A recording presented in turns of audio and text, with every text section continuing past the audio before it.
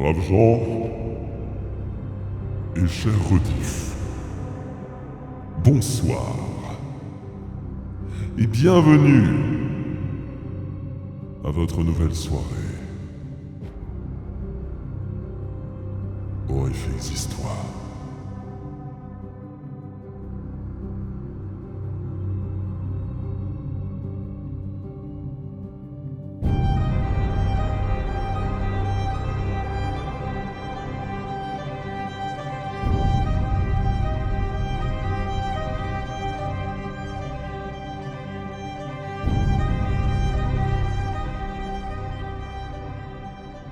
Et ce soir, nous allons démarrer le chapitre 2 de À la recherche de Kadat.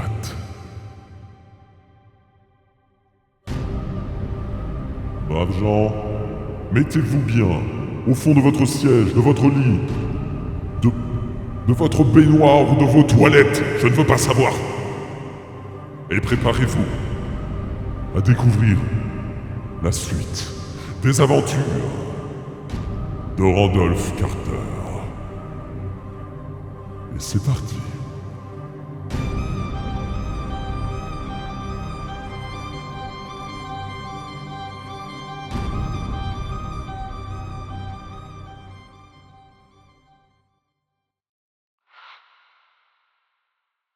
Chapitre 2. C'est parti.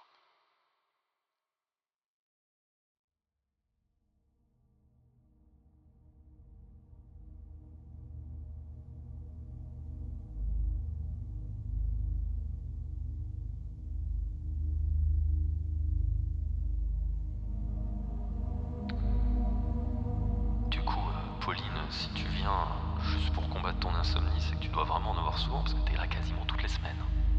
C'est chaud, hein, ton sommeil. Endormez-vous bien. Bonne nuit d'avance.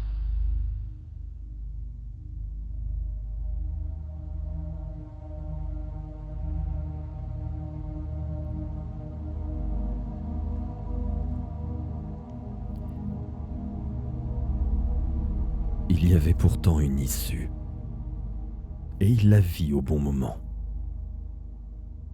Seul un rêveur pouvait utiliser ces prises presque imperceptibles, mais elles suffirent à Carter. Une fois franchi le rocher en surplomb, il trouva que l'escalade était bien plus facile, car la fonte d'un grand glacier avait laissé un large espace libre, parsemé de terre dure et de saillies.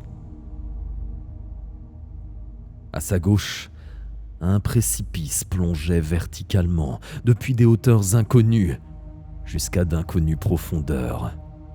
Et juste au-dessus de lui, mais hors de son atteinte, s'ouvrait la bouche sombre d'une caverne.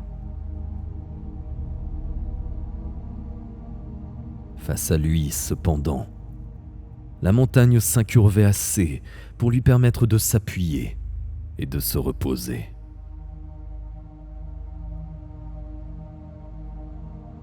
Au refroidissement qui le saisit, il comprit qu'il devait être tout près de la ligne des neiges et leva la tête pour voir si quelques pics étincelants brilleraient sous les derniers rayons rougeâtres du soleil. Dans les hauteurs, la neige recouvrait sûrement d'incalculables milliers de pieds détendus, tandis que juste au-dessus des terres enneigées se détachait un énorme roc en surplomb, semblable à celui qu'il venait de franchir. Un roc dont le fier contour était figé là, à jamais. Quand il aperçut ce rocher, se cramponnant à la... On aurait dit un bug de son, non, c'était un bug de voix.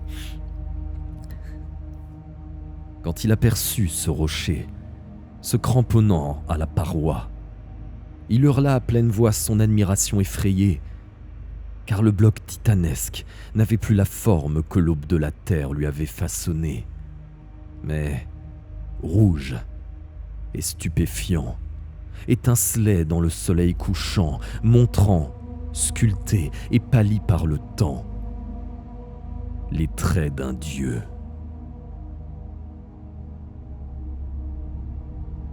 Impitoyable et terrible brillait ce visage que le couchant incendiait, si grand qu'aucun esprit jamais n'en prendrait la mesure, et que Carter comprit aussitôt qu'il n'était l'œuvre d'aucun homme. C'était un dieu ciselé par les mains des dieux, et son regard hautain et majestueux dominait le chercheur. La rumeur populaire avait parlé de son étrangeté et de son allure qui ne pouvait tromper. Carter constatait que c'était exact, car ses grands yeux bridés, ses oreilles aux lobes allongés, ce nez fin et ce menton pointu dénotaient une race qui n'était pas celle des hommes, mais bien celle des dieux.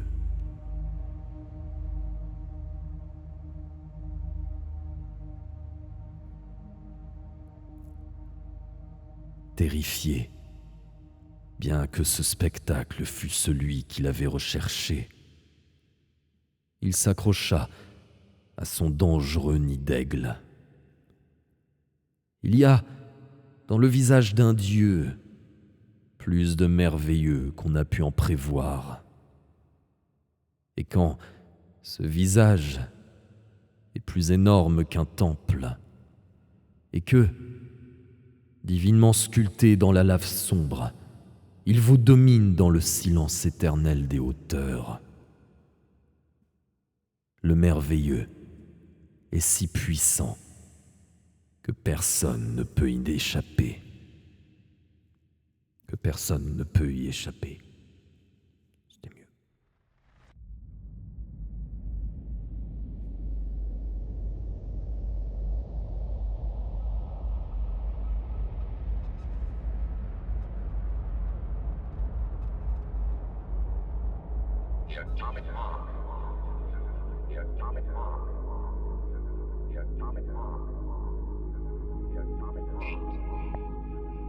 À cela s'ajoutait ici le merveilleux de la reconnaissance.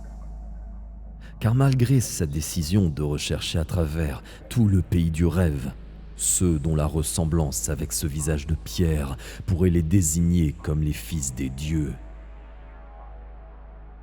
il savait maintenant que c'était inutile. En vérité, le grand visage sculpté dans la montagne ne lui paraissait plus tellement étranger. Il le devinait parent de ceux qu'il avait souvent aperçus dans les tavernes du port de Séléphaïs, port par-dessus les collines de Tanari, se dresse. Port qui par-delà les collines de Tanari se dresse dans l'Out-Nargaï et est gouverné par le roi Curanès, qu'autrefois Carter avait connu au monde de l'éveil. Chaque année, des marins ayant un tel visage venaient du nord échanger leur onyx contre la jade sculptée, les fils d'or et les petits oiseaux rouges de Séléphaïs. Il était maintenant évident qu'ils ne pouvaient être que les demi-dieux qu'ils recherchaient. Leur pays devait s'étendre aux frontières de l'immensité froide où se dresse Kadat, la cité inconnue et la cité d'Onyx des grands anciens.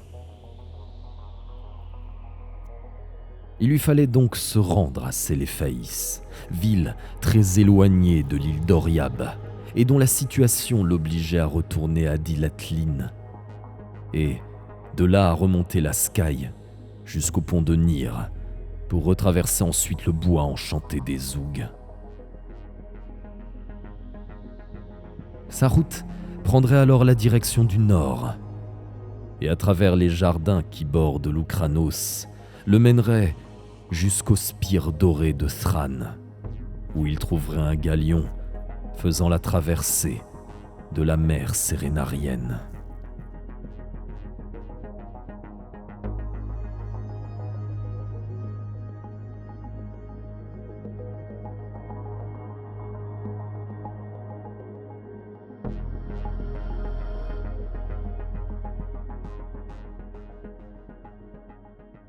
L'obscurité s'épaississait à présent, et dans l'ombre, le grand visage sculpté prenait un air plus effrayant encore.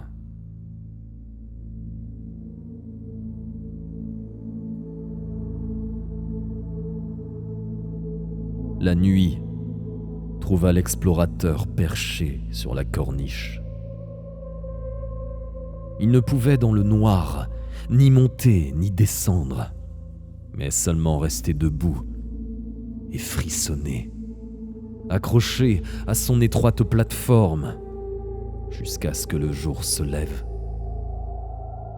priant pour qu'il demeurât éveillé, de peur qu'en dormant, il ne lâchât prise et ne soit précipité à travers d'affreux milles d'espace sur la rocaille et les rochers pointus de la vallée maudite.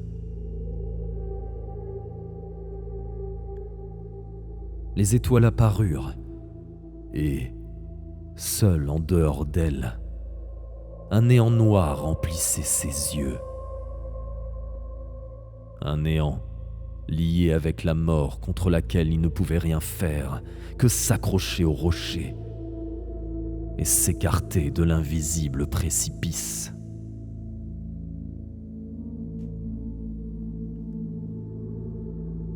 Dans les ténèbres, sa dernière vision terrestre fut un condor plongeant dans l'abîme qui s'ouvrait à sa gauche et qui, après s'être approché de son ouverture, s'écartait en criant de la caverne qui béait juste hors d'atteinte.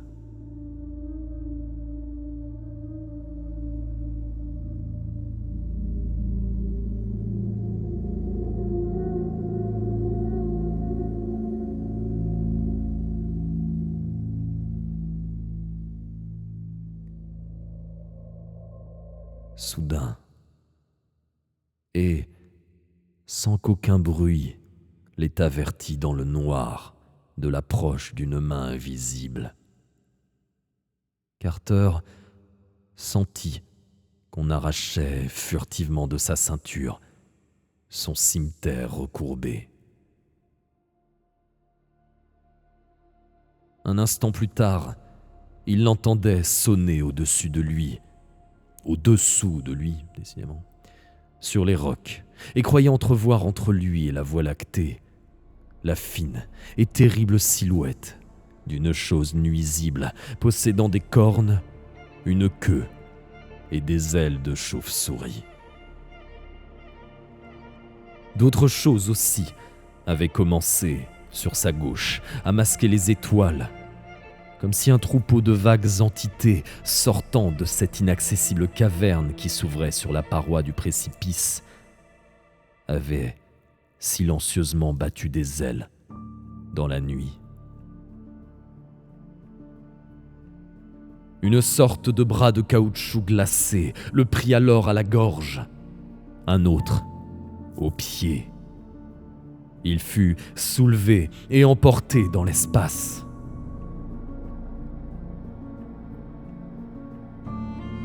Une minute plus tard, les étoiles avaient disparu, et Carter comprit que les maigres bêtes de la nuit l'avaient fait prisonnier. Elles l'emportèrent, le souffle coupé, dans la caverne qui béait à flanc d'abîme, puis à travers un monstrueux dédale. Quand il se débattait comme il le fit d'abord instinctivement, elles le pinçaient sauvagement. Elles-mêmes ne faisaient aucun bruit, leurs ailes membraneuses étant silencieuses. Elles étaient effroyablement froides et humides, et glissantes, et leurs pattes pétrissaient de façon abominable. Bientôt, Elle plongeait rideusement à travers d'innombrables abîmes, dans un tourbillon vertigineux, brassant un air sépulcral dont l'humidité rendait malade. Carter comprit qu'elle se précipitait dans l'ultime maelstrom de la terreur et de la folie démoniaque. Il hurla maintes et maintes fois, mais à chaque fois qu'il le faisait, les pattes noires le pinçaient avec raffinement. Il vit alors alentour une sorte de phosphorescence grise et devina qu'ils atteignaient ce monde intérieur de l'horreur souterraine dont parlent de vagues légendes. Monde qui n'est éclairé que par un pâle feu mort et où, au cœur de la terre, gît au sein des brumes originelles un air vampirisant. Il vit enfin, loin au-dessous de lui, les crêtes grises et menaçantes de sommets qu'il savait être les fabuleux pics de Throck.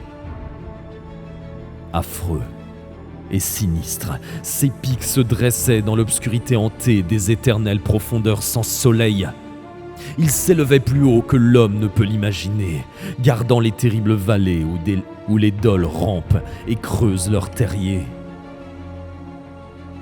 Carter préférait pourtant les contempler plutôt que de regarder les bêtes qu'il avait capturées. Noires choses, repoussantes et grotesques, ayant un épiderme doux et huileux comme ont les baleines, d'affreuses cornes courbées l'une vers l'autre, des ailes de chauve-souris dont le battement ne faisait pas de bruit, d'ignobles pattes préhensibles et des queues poilues qu'elles balançaient continuellement. Le pire de tout était qu'elle ne parlait jamais et ne riait jamais, car elle n'avait pas de visage qui leur eût permis de sourire, mais seulement une suggestive blancheur qui devait leur en tenir lieu. Elle n'était capable que de saisir, de voler et de pincer, car tel est le destin des maigres bêtes de la nuit.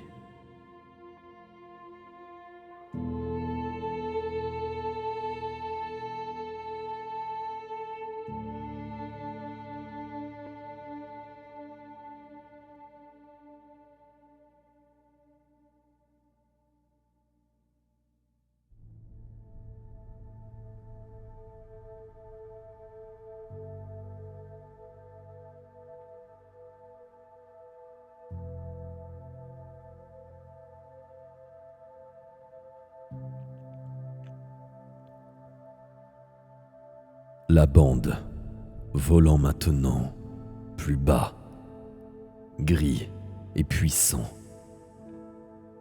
Les pics de Throck les environnèrent, et l'on put voir clairement que rien, dans la pénombre éternelle, ne vivait sur l'impressionnant et austère granit. Plus bas, les feux morts s'éteignirent dans les airs, et l'on ne rencontra plus que la noirceur originelle du chaos, excepté dans les hauteurs où les pics escarpés ressemblaient à des gnomes. Bientôt, les pics eux-mêmes s'effacèrent dans le lointain, et il ne resta plus que les grands vents porteurs de l'humidité des grottes les plus profondes. Les maigres bêtes de la nuit atterrirent alors sur un sol parsemé de choses invisibles qui semblaient être des amas d'os.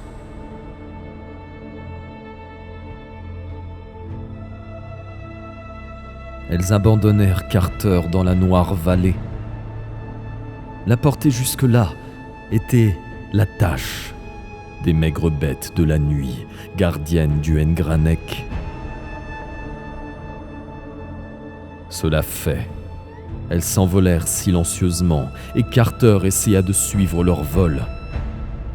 Mais il s'aperçut qu'il ne pouvait pas, car même les pics de Throck s'étaient évanouis.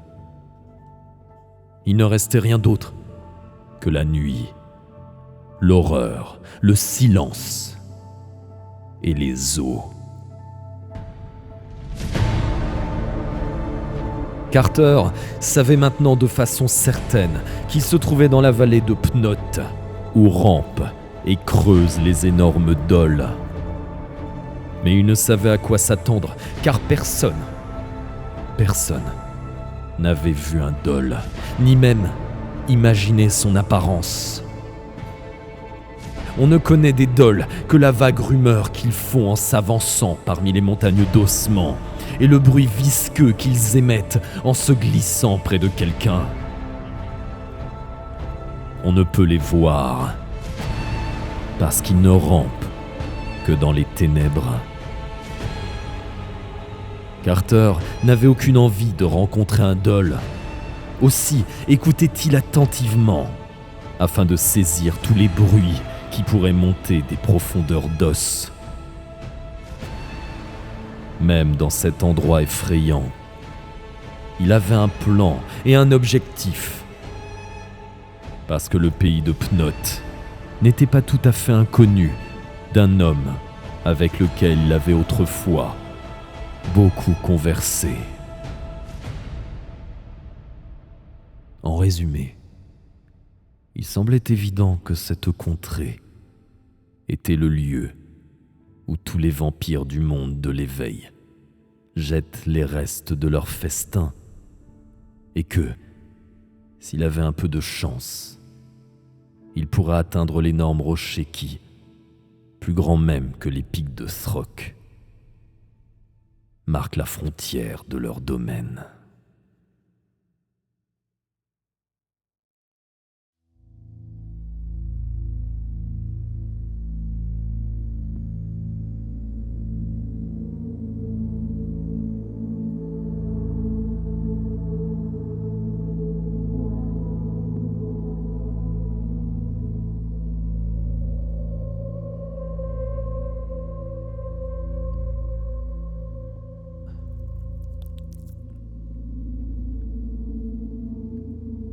En résumé, il semblait évident que cette contrée était le lieu où tous les vampires du monde de l'éveil jettent les restes de leur festin.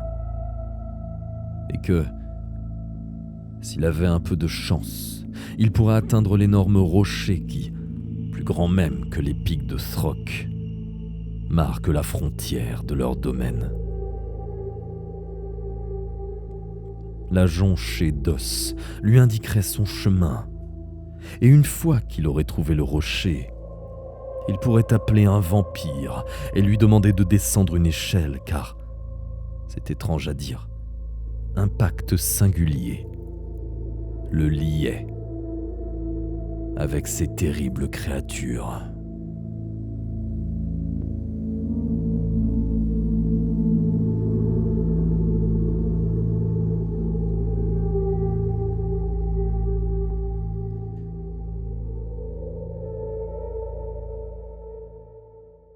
Un homme qu'il avait connu à Boston, un peintre aux productions étranges, qui possédait un atelier secret dans une vieille allée près d'un cimetière. S'était lié d'amitié avec les vampires, qui lui avaient appris à comprendre le plus simple de leur répugnant borborigme. Cet homme avait fini par disparaître, et Carter n'était sûr ni de pouvoir. Maintenant, on va recommencer la phrase parce que Taras, la fatigue, d'accord ? Vous n'avez rien entendu. Rollback, d'accord ? Ok ? Vous n'avez rien entendu. Je suis fatigué, ok.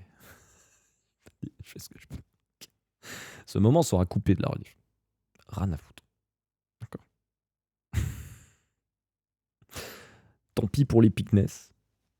Tant pis. Voilà. En plus, j'ai dû changer de musique au milieu, histoire de faire un effet et tout. J'ai galéré. Et vas-y, ça me saoule.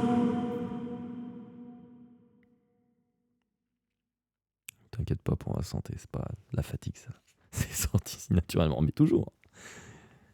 Parce que je vous rappelle que la différence entre une vidéo YouTube et un live, c'est que vous avez tous les ratés. Même si je trouve qu'honnêtement, il n'y en a pas tant que ça. Mais des fois, quand il y en a des gros, ça se sent.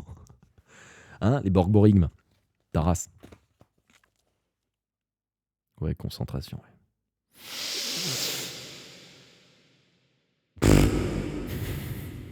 Bobo. Merci pour les clips. En vrai, c'est bien les clips. Ça fait plaisir. Merci, Julien. Sur ce, nous disions donc merci pour le love. Et bonsoir Iségorias qui arrive sur ce raté. Prout et Prout. allez, focus.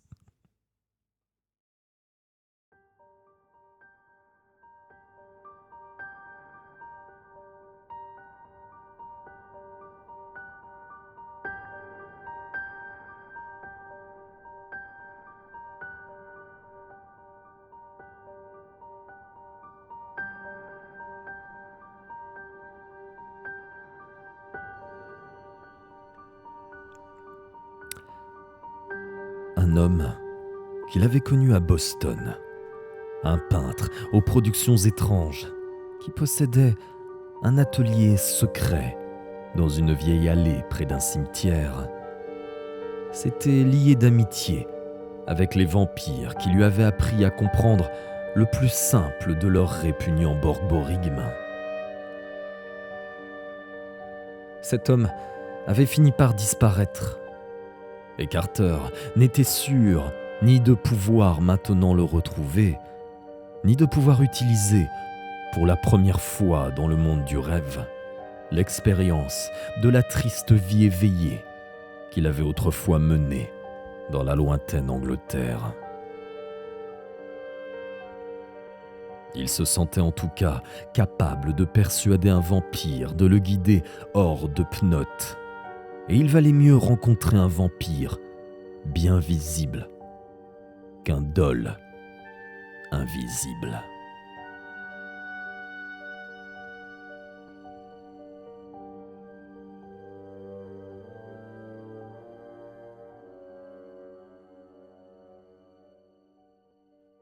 Carter se mit en marche dans le noir et pressa le pas quand il crut entendre quelque chose bruire parmi les eaux.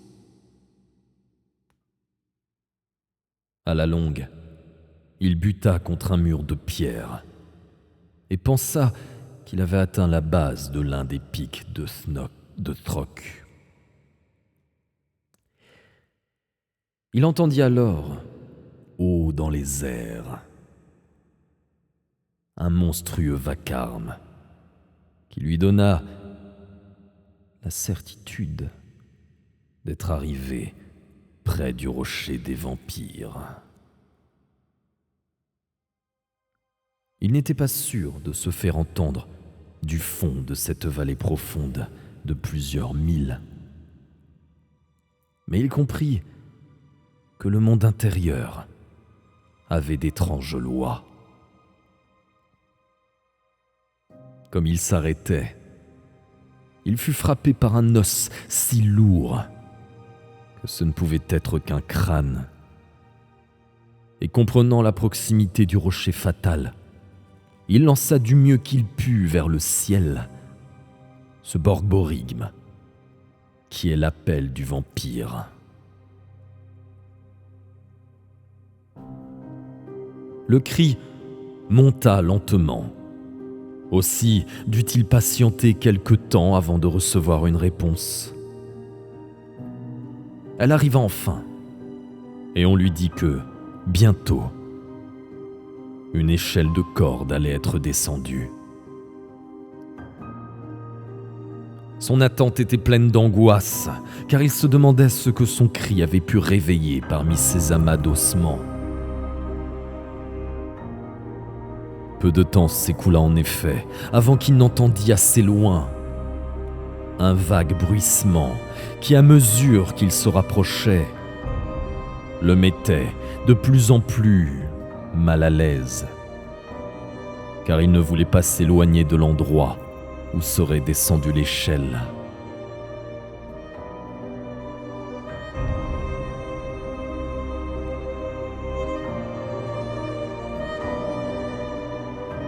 Cette tension finit par devenir presque intolérable. Et, pris de panique, Carter était près de s'enfuir quand un choc sur les eaux fraîchement entassées attira son attention, lui faisant oublier l'autre bruit. C'était l'échelle, et après une minute de tâtonnement, il en saisit enfin un des barreaux. L'autre bruit ne cessa pas pour autant et continua même à le poursuivre dans son ascension. Carter était à 5 pieds du sol, quand au-dessous de lui, le bruissement s'amplifia considérablement. Il se trouvait à 10 bons pieds de hauteur, quand en bas, quelque chose secoua l'échelle. Alors qu'il se trouvait à 15 ou 20 pieds, tout un de ses côtés fut balayé par une chose longue et visqueuse qui, pour le saisir, se faisait alternativement convexe et concave. Dès lors, il grimpa désespérément pour échapper à l'insupportable prise de ce dol répugnant dont jamais aucun homme n'a pu voir la forme. Pendant des heures, il grimpa, les bras morts de fatigue et les mains couvertes d'ampoules, revoyant le grisâtre feu mort et les pics inquiétants de Throck.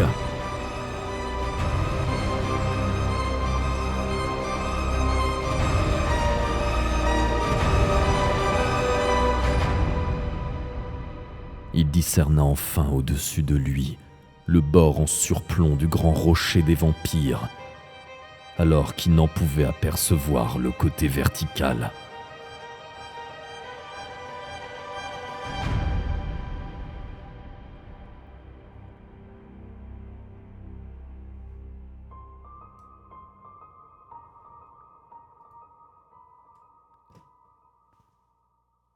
Bien des heures plus tard, il vit un curieux visage se pencher par-dessus le bord du rocher, comme sur les balustrades de Notre-Dame se penche une gargouille. Cette apparition faillit lui faire lâcher prise. Mais, un instant plus tard, il s'était repris car Richard Pickman, son ami disparu, l'avait un jour présenté à un vampire. Et il connaissait bien leur visage de chien, leurs formes affaissées et leur idiosyncrasie informulable. Il resta très maître de lui lorsque par-dessus le bord du rocher, cette bête hideuse le tira hors de l'affreux abîme. Il ne cria pas de terreur en voyant les restes à demi consommés qui s'entassaient sur un côté, ni en voyant les cercles dispersés de vampires qui grognaient et le regardaient avec curiosité.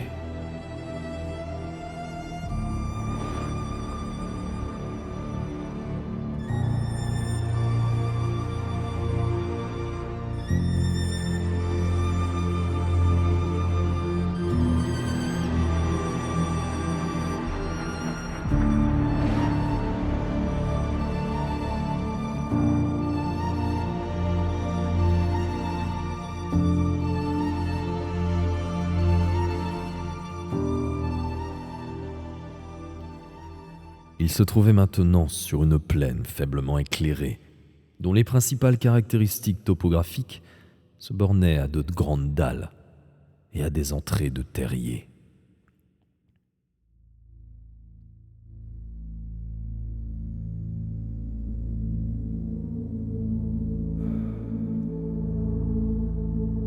Les vampires étaient en général respectueux, bien que l'un d'eux essayât de le pincer, tandis que plusieurs autres évaluait sa maigreur d'un air intéressé.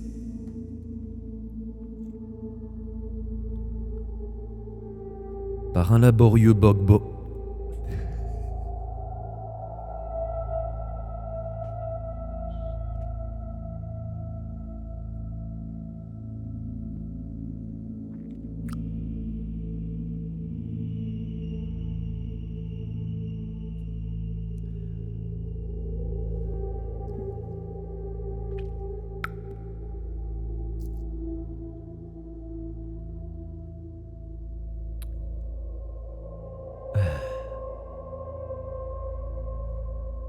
D'abord, c'est avec un Y, borborigme.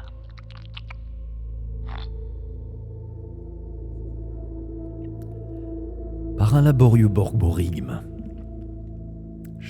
il se renseigna sur son ami disparu et apprit qu'il était devenu un vampire de quelque importance dont les gouffres qui s'ouvrent près du monde de l'éveil. Un vieux vampire verdâtre s'offrit à le conduire jusqu'à l'actuelle habitation de Pickman. Aussi, malgré une instinctive répugnance, suivit-il la créature dans un vaste terrier et rampa-t-il derrière elle pendant des heures dans la noirceur de la terre humide.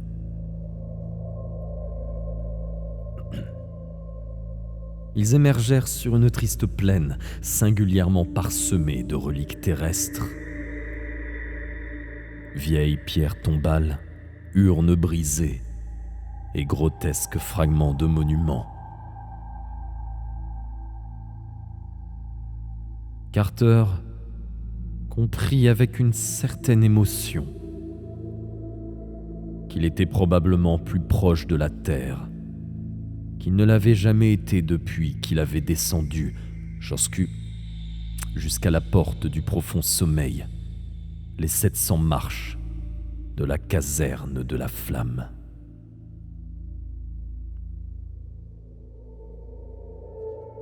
C'est sûrement caverne, honnêtement, mais...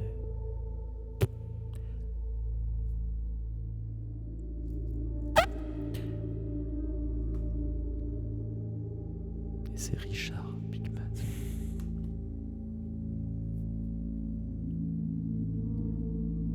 Là, sur une pierre tombale, datée de 1786, et volée dans le Granary Burying Ground de Boston, était assis le vampire qui autrefois avait été l'artiste Richard Upton Pickman.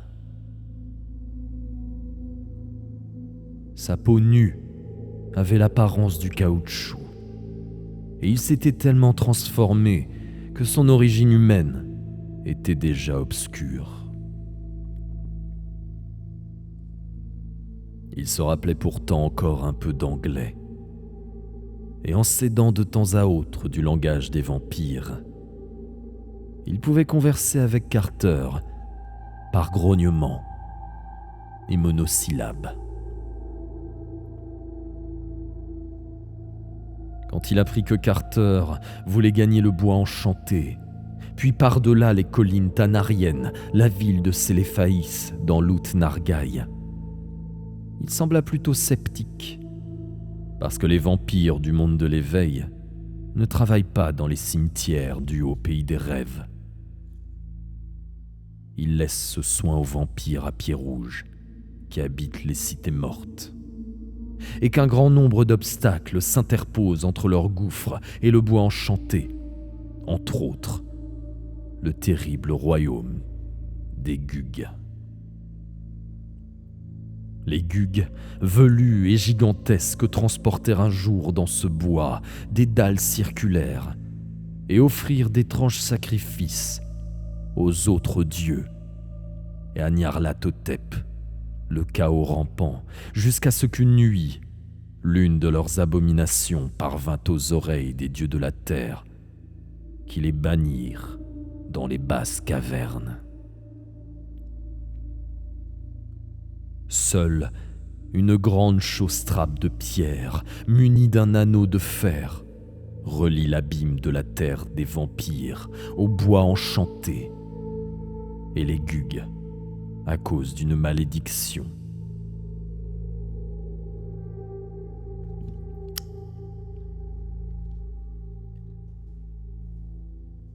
On va recommencer cette phrase parce que même moi dans ma tête je l'ai compris à la fin, donc je pense que vous avez rien bité à la phrase, d'accord? On la refait. Merci Lovecraft de ta ponctuation parfaite évidemment.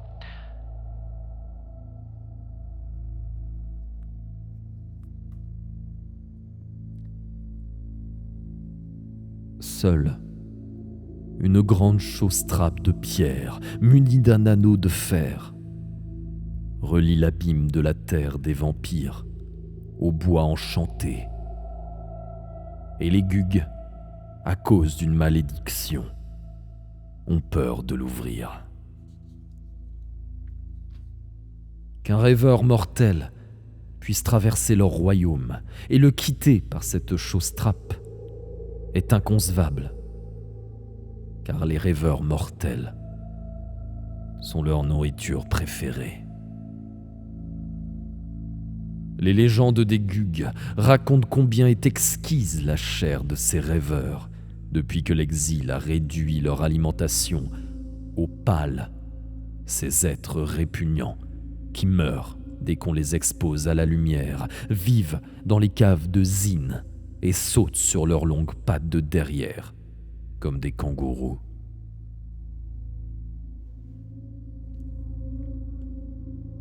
Pickman conseilla à Carter de sortir de l'abîme, soit à Sarcomande, cette cité abandonnée qui se dresse dans la vallée au-dessous de Leng, et où des escaliers aux marches noires et nitreuses, gardés par des lions ailés, descendent du pays des rêves jusqu'au gouffre inférieur. Soit de retourner au monde de l'éveil à travers un cimetière et de recommencer sa quête en redescendant les 70 marches du sommeil léger jusqu'à la caverne de la flamme, puis les 700 marches qui conduisent à la porte du profond sommeil et au bois enchanté.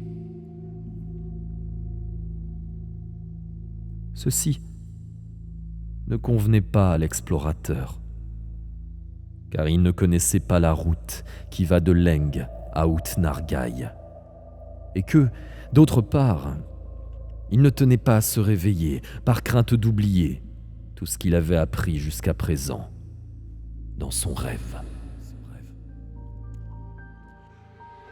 Il serait en effet désastreux pour sa quête d'oublier les visages célestes et augustes de ces marins qui viennent du nord marchander leur onyx à Séléphaïs, et qui, étant les fils des dieux, devaient lui montrer le chemin qui mène à l'immensité froide et à Kadat, cité des grands anciens.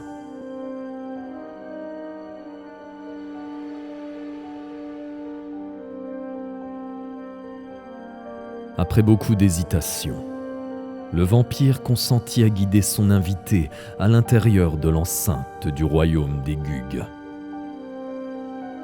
Carter avait une chance de se glisser à travers ce royaume crépusculaire, bâti de cylindriques tours de pierre, à une heure où les géants repus ronfleraient chez eux, et d'atteindre la tour centrale qui porte le signe de Koth, et dont l'escalier intérieur conduit à cette chausse-trappe qui s'ouvre sur le bois enchanté. Pickman consentit même à lui prêter 3 vampires pour l'aider, avec comme levier une pierre tombale à soulever la chausse-trappe. Les Gugues ont plus ou moins peur des vampires, et souvent ils se sauvent de leurs propres cimetières colossaux quand ils les y voient festoyer. Et merci beaucoup du follow Crapule 9001 et bienvenue. Pickman conseilla à Carter de se déguiser lui-même en vampire. Carter rasa sa barbe qu'il avait laissé pousser, les vampires n'en ayant pas, se roula nu dans la boue pour acquérir l'apparence adéquate et fit de ses vêtements un paquet auquel il donna l'aspect d'un morceau de choix pris dans une tombe. Ils atteindraient la cité des Gugs, qui est au centre de leur royaume, en se glissant à travers des terriers qui aboutissent à un cimetière voisin de la cour de Koth. Ils devraient cependant se méfier d'une immense cave située près du cimetière. Cette dernière est en effet l'entrée des grottes de Zin. Et les pâles vindicatifs, toujours prêts à tuer, y sont perpétuellement sur leur garde, attendant les habitants de l'abîme supérieur qui les chassent et les dévorent. Les pâles essayent de sortir quand les Gugs sont endormis, et ils s'attaquent aussi bien aux vampires qu'aux Gugs, car ils sont incapables de les distinguer. Ils sont très primitifs et se dévorent les uns les autres. Les Gugs ont une sentinelle sur une plateforme étroite dans les caves de Zin, mais elle est souvent assoupie et se laisse quelquefois surprendre par un groupe de pâles. Bien que ne pouvant vivre dans la lumière réelle, les pâles supportent durant des heures le crépuscule gris de l'abîme.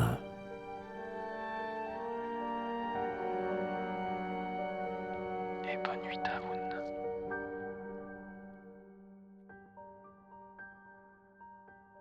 Carter rampa dans les terriers sans fin, accompagné des 3 vampires qui devaient lui servir d'aide et qui transportaient la pierre tombale du colonel Nepenia Derby, Obi 1719, prise dans le cimetière de Charter Street, à Salem.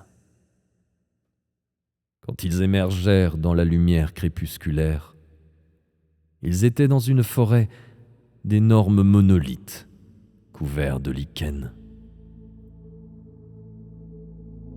Ces monolithes, dont la hauteur s'élevait à perte de vue, constituaient les modestes pierres tombales des Gugs.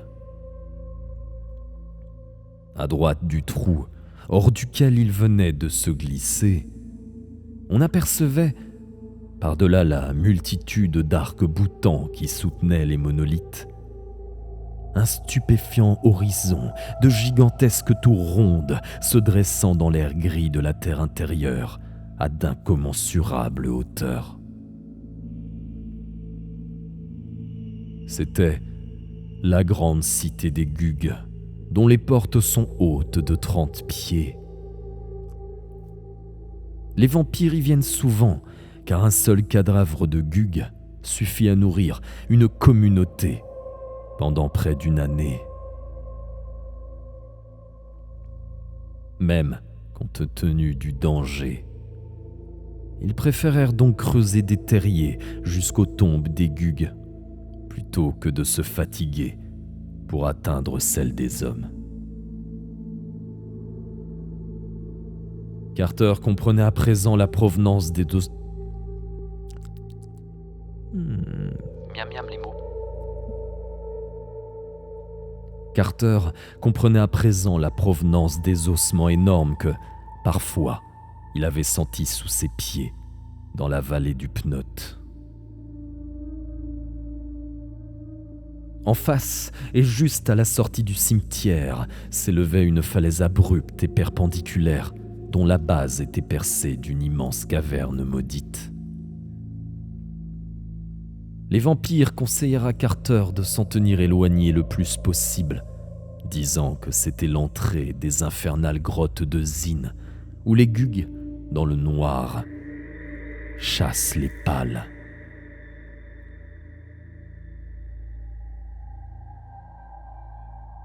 En vérité, Cette mise en garde fut bientôt justifiée, car à l'instant où l'un des vampires commençait à ramper vers les tours pour voir s'il ne s'était pas trompé sur l'heure de repos des Gugues, brilla, dans l'ombre de la caverne, une paire d'yeux rouges jaunâtres, puis une autre. Cette présence indiquait que les Gugues avaient perdu une sentinelle et que les pâles avaient une bien grande finesse d'odorat. Le vampire revint vers le terrier et recommanda le silence à ses compagnons. Il valait mieux laisser les pâles à leur propre tracas, et il y avait une chance qu'ils se retireraient bientôt. Leur combat contre la sentinelle Gugue, sous les sombres voûtes, les ayant sans doute fatigués.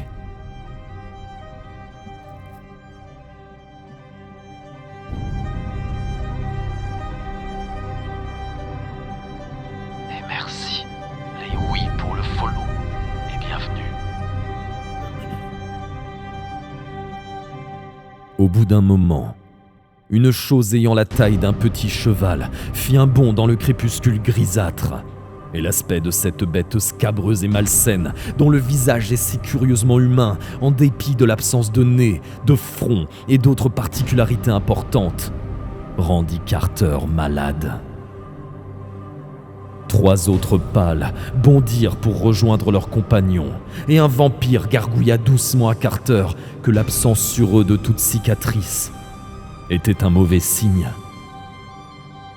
Cela prouvait qu'il n'avait pas du tout combattu la sentinelle Gugue, mais qu'il s'était tout simplement glissé à côté d'elle pendant son sommeil, de telle sorte que leur force et leur sauvagerie étaient encore intactes, et qu'elle leur resterait jusqu'à ce qu'ils aient trouvé une victime et en aient disposé. Il était très désagréable de voir ces animaux répugnants et disproportionnés qui bientôt furent près d'une quinzaine, creuser un peu partout et exécuter leur saut de kangourou dans le crépuscule grisâtre où s'élevaient les tours et les monolithes titanesques. Mais il fut encore plus désagréable de les entendre parler entre eux dans le tout sautement qui est le langage des pâles. Cependant, si horribles qu'ils fussent, ils ne l'étaient pas autant que cette horreur qui maintenant sortait derrière eux de la caverne avec une rapidité déconcertante.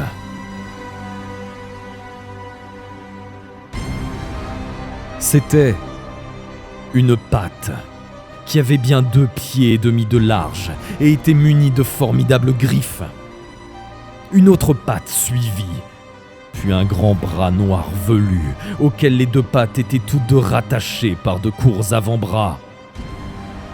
2 yeux roses brillèrent alors, et la tête, grosse comme une barrique, de la sentinelle Gugue réveillée, apparut. Les yeux protégés par des protubérances osseuses couvertes de poils longs et broussailleux, saillaient de 2 pouces de chaque côté. Mais ce qui surtout rendait cette tête terrifiante, c'était la bouche. Cette bouche avait de grandes dents jaunes et elle fendait la face de haut en bas, car elle s'ouvrait verticalement au lieu de s'ouvrir horizontalement.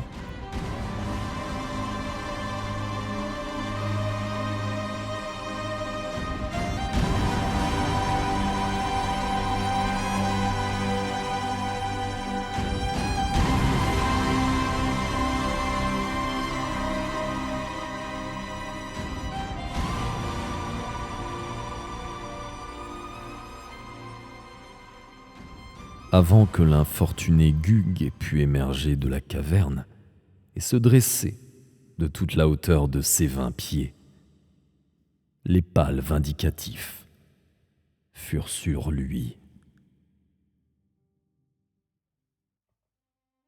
Carter, un moment, craignit qu'il ne donnât l'alarme. et n'éveilla tous ses semblables.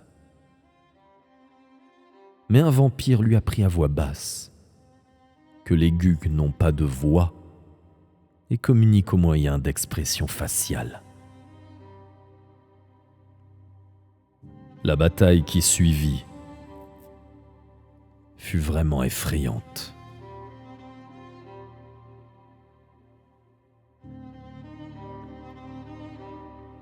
De tous côtés, les pâles enragés se ruèrent fiévreusement sur le Gug qui rampait, le mordant et le déchirant de leurs groins, et le blessant mortellement avec leurs durs sabots pointus. Pendant tout ce temps, ils toussèrent avec violence, hurlant quand la grande bouche verticale du Gug réussissait à mordre l'un d'entre eux, de telle sorte que le bruit du combat eût certainement réveillé la cité endormie si la sentinelle, en faiblissant, n'avait transporté la bataille de plus en plus loin dans les profondeurs de la caverne.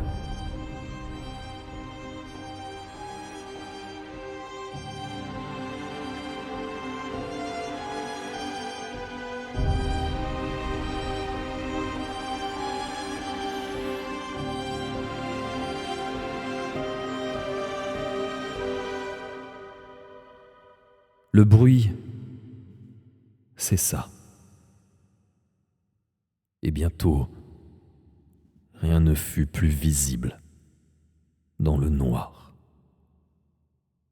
Mais de temps en temps, un écho infernal indiquait que le combat continuait.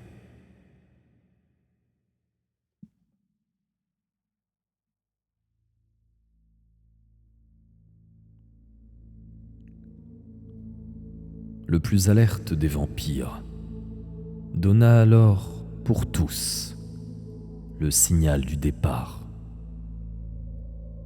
Et Carter suivit à travers la forêt des monolithes les trois créatures bondissantes, puis dans les rues sombres et répugnantes de cette effrayante cité dont les tours cylindriques faites de pierres cyclopéennes s'élevaient à perte de vue. Ils avancèrent silencieusement sur les pavés de roc grossiers, dégoûtés par les abominables ronflements provenant de derrière les grandes portes noires, ronflements qui témoignaient du sommeil des Gugs.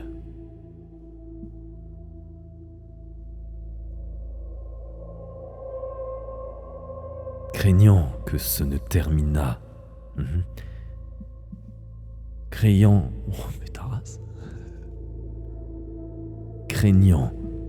que ne se terminât l'heure du repos, ils pressèrent le pas.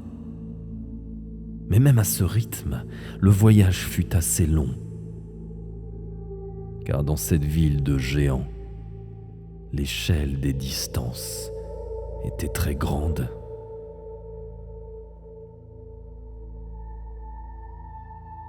Ils finirent cependant par atteindre une sorte d'espace découvert qui s'étendait devant une tour plus imposante encore que les autres.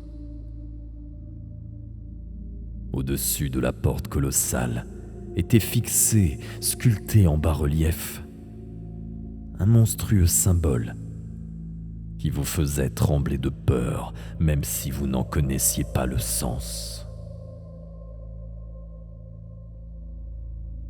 C'était la tour centrale et le signe de Koth. Et ces énormes marches de pierre, à peine visibles dans la pénombre intérieure, étaient le commencement du grand escalier conduisant à la terre de rêves supérieurs et au bois enchanté.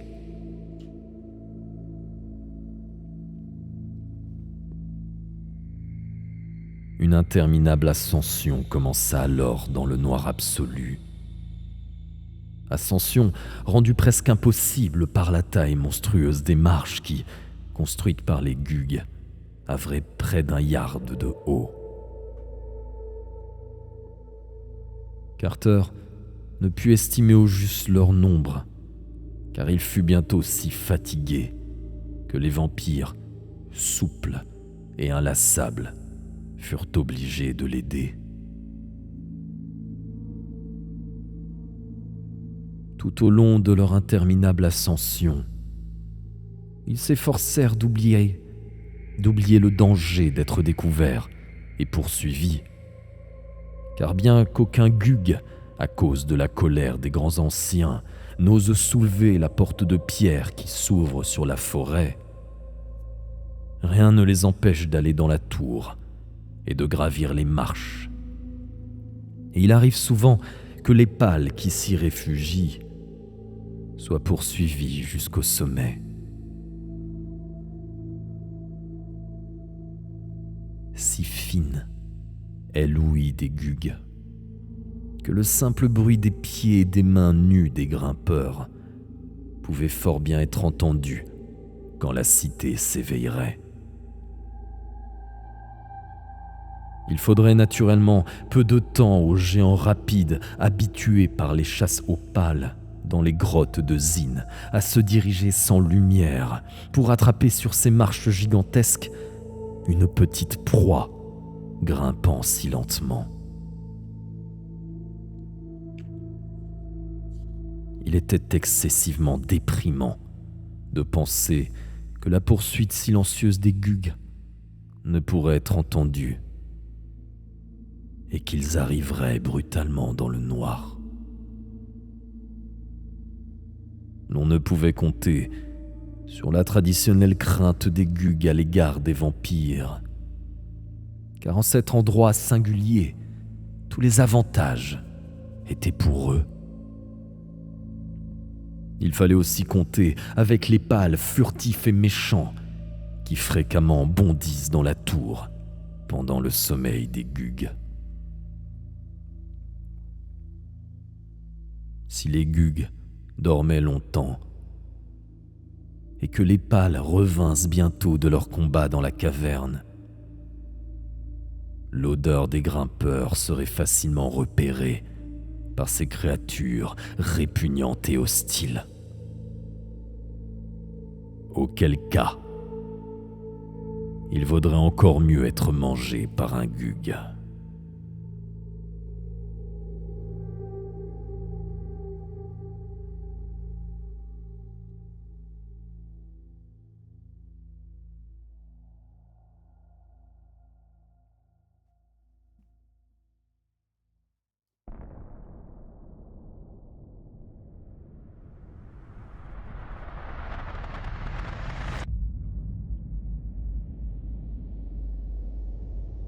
Au bout d'une ascension qui avait duré une éternité, un tout sautement leur parvint au-dessus d'eux dans le noir. Et la situation prit un tour inattendu et grave. Il était clair qu'un pâle, ou peut-être plusieurs, avait pénétré dans la tour avant l'arrivée de Carter et de ses guides. Et il était également clair que le danger était très proche.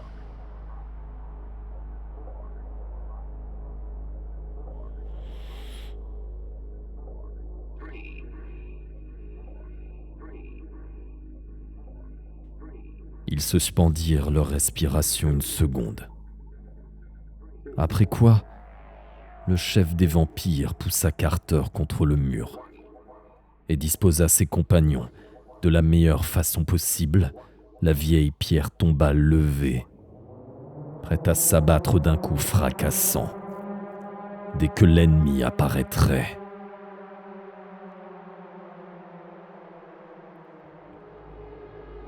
Les vampires sont nyctalopes. La partie n'était donc pas aussi compromise que si Carter eût été seul. Un claquement de sabots annonça un instant plus tard qu'une bête, au moins, descendait. Les vampires qui portaient la dalle préparèrent leurs armes pour un coup désespéré.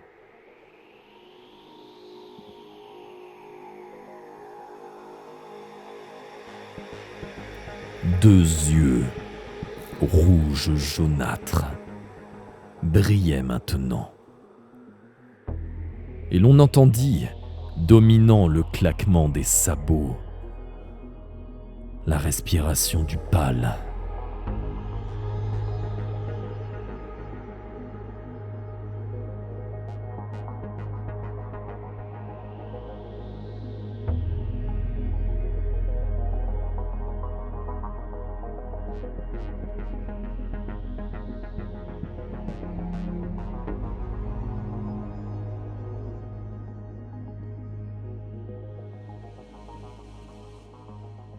À l'instant où ce dernier sautait sur la marche qui se trouvait juste au-dessus des vampires, ceux-ci abattirent la vieille pierre tombale avec une force.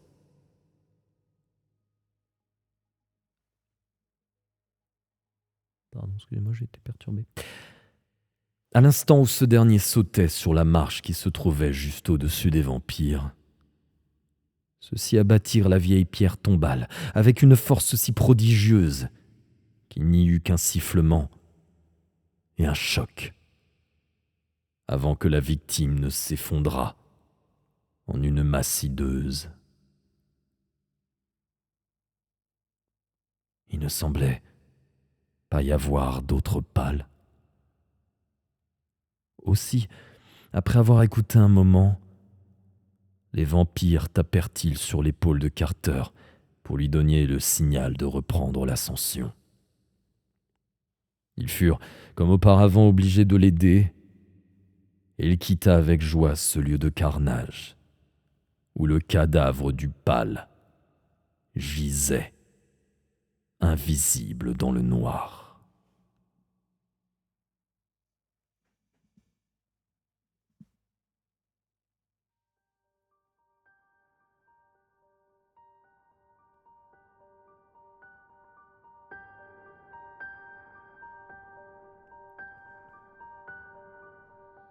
Merci ma pause 911 pour le full.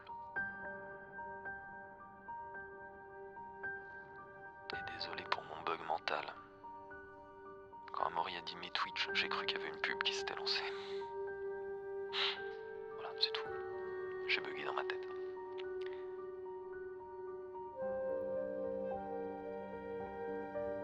Déposant enfin leurs compagnons, les vampires firent halte.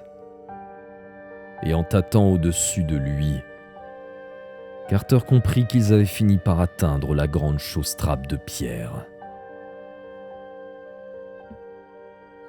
Faire basculer complètement une aussi grosse masse, il ne fallait pas y penser.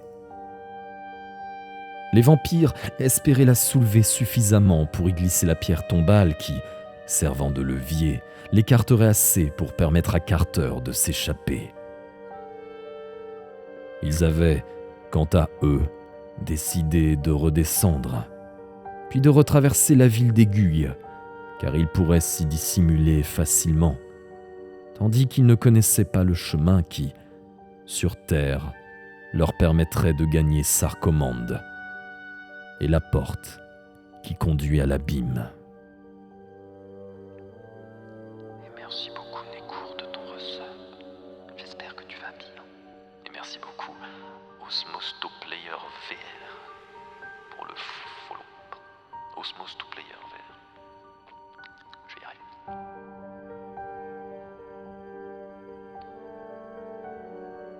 Puissante était la poussée des 3 vampires sur la porte de pierre. Et Carter, de toutes ses forces, les aidait. Les vampires estimèrent qu'il fallait appuyer sur la partie de la porte voisine du sommet de l'escalier. Ils s'y appliquèrent de toute la force de leurs muscles ignoblement nourris de charogne. Au bout de quelques instants, une fente de lumière apparut. Et Carter, auquel cette tâche avait été confiée, glissa l'extrémité de la pierre tombale dans l'ouverture. Ils tirèrent alors violemment sur la dalle, mais cela ne donnait que peu de résultats. Et naturellement, Chaque fois qu'il n'avait pu tourner la dalle en maintenant la trappe entr'ouverte, il devait revenir à la position initiale.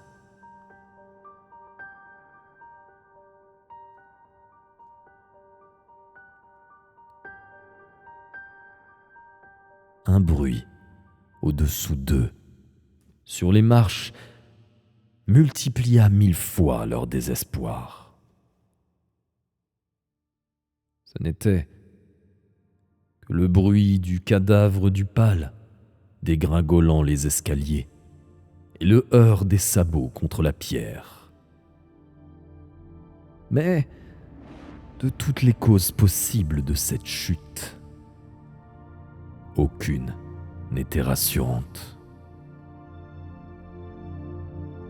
Connaissant la célérité des gugues, les vampires se remirent au travail avec frénésie, et en un rien de temps, ils avaient suffisamment soulevé la chausse-trappe pour que Carter pût y glisser la stèle de façon à ménager une bonne ouverture. Les vampires aidèrent Carter à sortir, le hissant sur leurs épaules caoutchouteuses et guidant ses pieds vers les prises de la muraille, en même temps qu'à l'extérieur, il se cramponnait au sol béni de la haute terre du rêve. Une seconde plus tard, ils avaient eux-mêmes bondi à l'air libre, repoussé la stèle et fermé l'énorme porte à l'instant où, juste au-dessous d'eux, le bruit d'une respiration devenait perceptible. Par crainte de la colère des grands anciens, aucun gugue n'oserait jamais soulever l'immense chausse-trappe. Aussi, Carter, plein d'une détente et d'une joie intense, s'étendit-il tranquillement sur les épais et grotesques champignons qui peuplaient le bois enchanté, tandis que ses guides s'allongeaient tout près, adoptant l'attitude de repos propre aux vampires.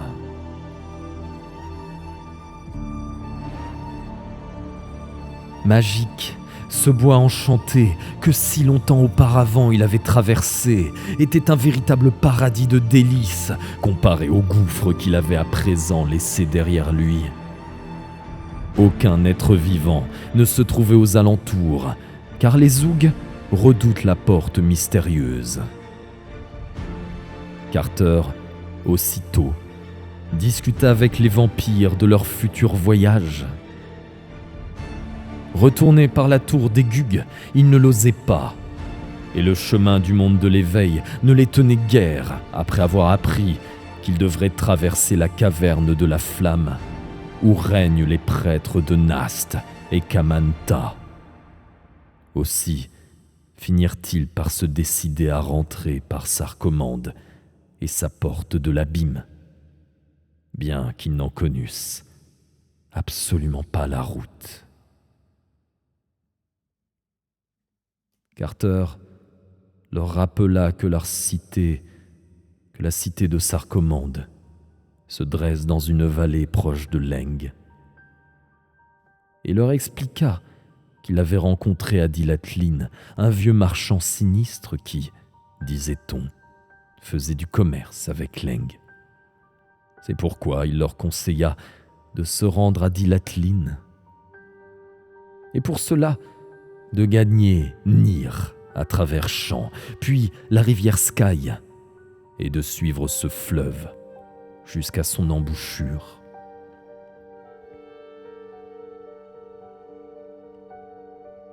Les vampires résolurent de se mettre immédiatement en route, sans perdre de temps, car les ténèbres s'épaississaient et promettaient pour le voyage une nuit noire. Carter serra les pattes de ces animaux repoussants, les remercia de leur aide et envoya ses compliments à la bête qui, autrefois, avait eu comme nom Richard Pickman. Il ne put cependant s'empêcher de soupirer d'aise dès leur départ, car un vampire demeure un vampire, et n'est au mieux pour l'homme qu'un compagnon désagréable. Carter se mit alors à la recherche d'un étang dans la forêt afin de se laver de la boue infernale. Il remit ensuite ses vêtements, dont il avait pris soin durant tout ce voyage. Il faisait nuit à présent, dans ce bois redoutable aux arbres monstrueux. Mais, à cause de la phosphorescence, on y pouvait marcher comme en plein jour. Carter gagna la route qui, par-delà les collines tanariennes, conduit à Séléphaïs, dans l'Out-Nargaï. Et pendant qu'il cheminait, il repensa au zèbre que tant d'éternités auparavant il avait laissé attaché à un arbre calciné, là-haut, sur le N'Granek, au cœur de la lointaine Oriab. Et il se demanda si quelques ramasseurs de lave l'avaient détaché et nourri. Il se demanda aussi s'il reviendrait jamais à Baarna, s'il paierait le zèbre qui, la nuit, avait été tué dans les vieilles ruines au bord du Yacht, et si le vieux tavernier se souviendrait de lui. Telles étaient les pensées qui lui traversaient l'esprit dans l'atmosphère retrouvée de la haute terre du rêve.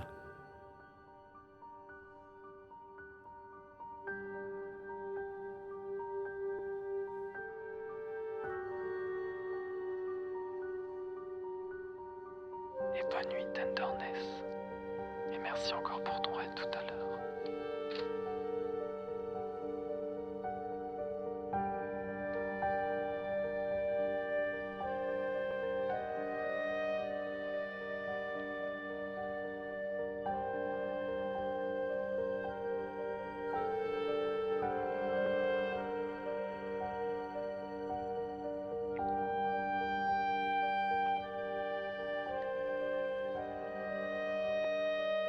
Sa marche fut tout à coup stoppée par un bruit venant d'un arbre creux.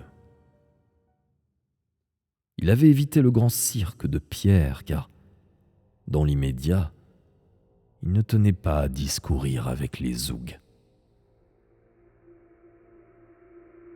Les singulières vibrations qui bruissaient dans l'arbre monstrueux l'avertirent qu'un important conseil se tenait quelque part. En s'approchant un peu plus, il perçut les accents d'une discussion passionnée et comprit vite que l'affaire était pour lui du plus haut intérêt, car l'assemblée souveraine des zougs était en train de débattre d'une guerre contre les chats. Tout provenait de la disparition de ce groupe qui, en rampant, avait suivi Carter jusqu'à Ultar, et que les chats avaient puni justement pour ses peu convenables intentions. Et merci en retard, Nighty Max, pour le follow.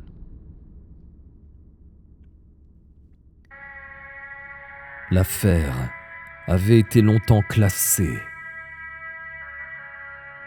Mais à présent, ou tout au moins au cours du mois, les troupes Zoug étaient prêtes à détruire toute la gente féline par une série d'attaques surprises qui permettraient, soit individuellement, soit par groupe, la capture des chats sans méfiance et ne laisserait pas aux myriades de chats d'Ultar la moindre chance de pouvoir mobiliser et s'organiser. Tel était le plan des Zoug. Et Carter comprit qu'il devait le faire échouer avant de partir pour sa quête fameuse.